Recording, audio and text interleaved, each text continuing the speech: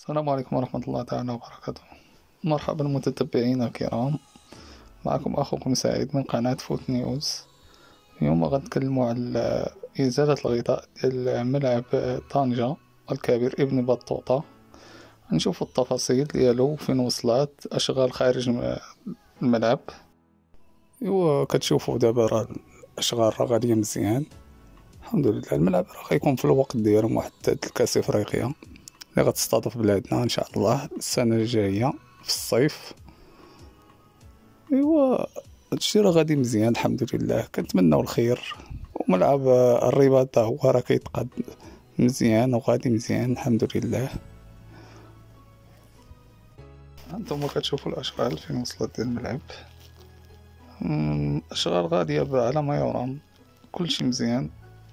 بالنسبه لازاله الغطاء ديال الملعب او اشغال خارج الملعب، وكاينه اشغال تا داخل الملعب، مستودعات وملابس وهذا.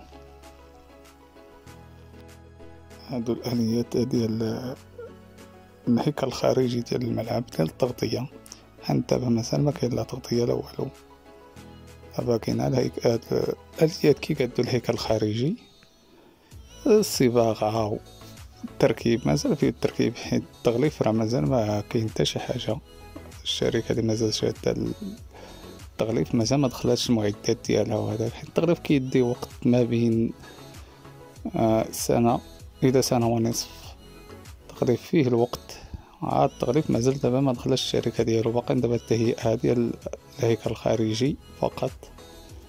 و شي واحد يقول لكم لا راه كيغلفوا التغليف، مازال ما كاينش هاد الوقت. تغليف تدخل شركة كورية هي اللي شادة، هي اصلا المانية ولكن عندها فرع في كوريا، هي اللي شادة التغليف. هادشي اللي عندنا في المعطيات ديالنا اللي يعاودوا لينا الناس. حيت كاينين بعض القنوات كيكذبوا كيقول لك بدأ التغليف مازال ما كاينش لحد الساعة. التغليف مازال ما كاينش حاليا. كاين ازالة الغطاء داك اللي باللون الازرق اللي كان قديم، هو اللي كاين دابا في ملعب طنجة. والاصلاحات اللي كاينه ديال المدرجات وديال داخل الملعب، مستودع الملابس والمسائل والمخارج والمداخل، هادو هما اللي كاين فيهم الاصلاحات. اما الشركه اللي شاده التغليف مازال ما دخلاتش، راه غتدخل بمعدات كبيره وهذا ورافعات حيت التغليف كيتطلب بعض الوقت حتى هو بحال الاصلاح، راه ماشي ساهل. حيت باقي العمال داخل التغليف لا بدا دابا راه يقدروا، راه خطر على العمال اللي كاينين في الملعب. هذا خوتي هو الغطاء الازرق اللي يتم الازاله ديالو من الملعب. عندهم كتشاهدوها انا كنزومي عليه، كنقرب ليه الكاميرا باش تشوفوا مزيان. هذا هو اللي بيحيد باش ملي غيجي الغطاء غتكون غطاء فيه طاقه شمسيه الفوق وهذاك. حيت الشركه الكوريه هي مكلفه بالغطاء، غيجي تم ما عندهم وغيجي من تما غيجي يركب في بلاصتو. حيت هذا خاصو يحيد، هذا من الجيل القديم، دابا ولاو تغطيات من حديثه. هنا خوتي فين كينزلوا اجزاء ديال الغطاء في هاد البلاصه بالضبط. هاد المكان هنايا ملي كتهز الرافعه هادوك الاحمال الثقيله وكيهبطوهم هنايا في هاد البلاصه، من تما كيتم النقل ديالهم اماكن مخصص لها. هاد المكان اخوتي هو ديال البلاصه في كاين هذا مازال كتدخل السلعه، كتجي السلعه للملعب، راه مازال كيهز المواد ومازال الخدمه كاينه. وبالاخص دابا ملي غيسالوا مدرجات غتبقى الخدمه لداخل في الملعب لداخل، حيت هو الصعيب تما. مستودع الملابس والمرافق وهذا والفي اي بي تما في كاين الخدمه، غتكون بزاف اصلاحات كثيره. حيت الشكل ديال الملعب دابا مع الحفير وهذاك راه تغير مع حفرو ازيد من 4 الامتار، وراه ولا دابا دروك واجب عليهم يغطوا داك العيوب. هادو اخوتي هما الكراسي اللي حيدوا من الملعب، ما عرفناش اش غيديروا ليهم، واش غيعاودوا يركبوهم. ودابا هاد الجيل الجديد راه ولاو كراسة كيتطواو ما تلاش هاد الشيء قديم. هادو ديال الملاعب القرب، هادو خاصهم يدوهم شي ملاعب القرب باقيين مزيانين يدوهم تما ويديروا في ملاعب القرب. اما هنا الملعب خاص يكونوا كراسي ممتازة للجمهور، حيت الملعب راه غيستضيف كاس افريقيا وكاس العالم.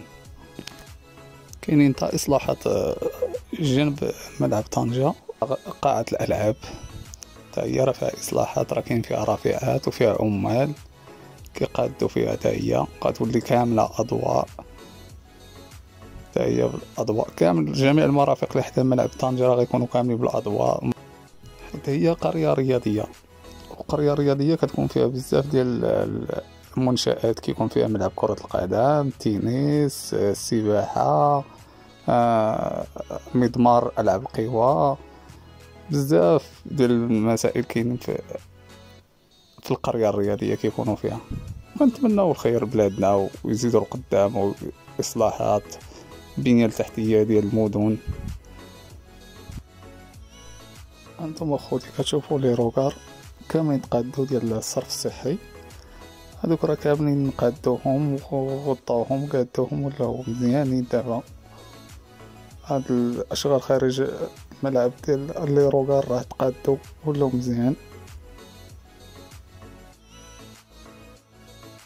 الى هنا اخوتي كتسالي الرحله ديالنا في ملعب طنجة. الى فيديو قادم ان شاء الله. ما تنسوش اخوتي زر اشتراك واعجاب بالفيديو وتفعيل الجرس، وشكرا وفرجة ممتعة.